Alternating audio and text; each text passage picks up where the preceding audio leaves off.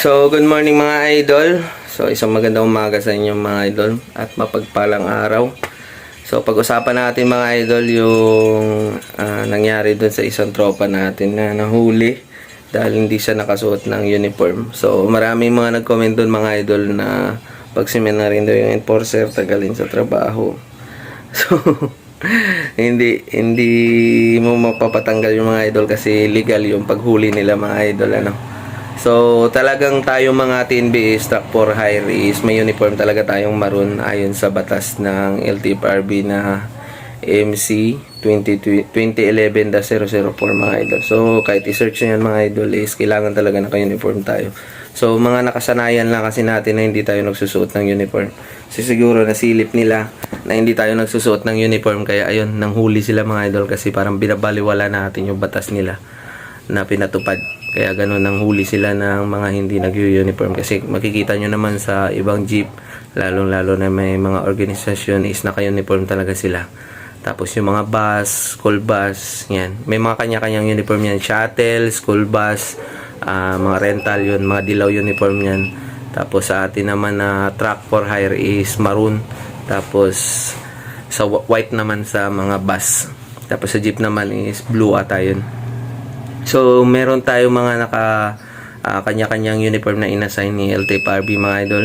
So, tama yung sinabi ng enforcer na meron talaga tayong uniform dun sa LTFRB MC 2011-004 mga idol. Kahit i-search nyo yun mga idol sa Google. So, makikita nyo dun puro modernization ng LTFRB yung batas na pinatupad nila dun. Pero dun sa pinakababa is may nakalagay talaga dun na uniform natin bawat isa mga idol. Kaya kung ayaw nyong mahuli kayo, matsimpuhan kayo nun mga idol, bumili na kayo ng mga uniform nyo na maroon na polo. So ang gagawin nyo dyan mga idol is pag may mga bubuhatin kayo or alam nyong papawisan kayo mga idol, isubarin nyo muna tapos magsuot kayo ng t-shirt or sando. Tapos pagbabalik na naman kayo ulit babiyahe is balik nyo na naman ulit yung uniform yung maroon mga idol kasi mahirap na. 5,000 yun mga idol, lalong-lalo na yung mga nagbaboundary lang. So, napakasakit nun mga idol pag nahuli kayo. So, legit yun mga idol, yung paghuli kay Pops. So, legit yun. So, wag na tayong makipagtalo pa kasi totoo yung panghuhuli nila. So, wag nyo sabihin na mali yung enforcer dun mga idol.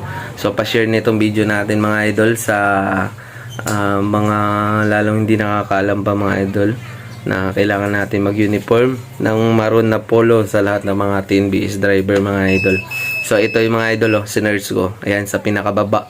May nakalagay talaga mga idol. So legit yung legit yung paghuli doon kay Pops mga idol. So ingat tayo mga idol.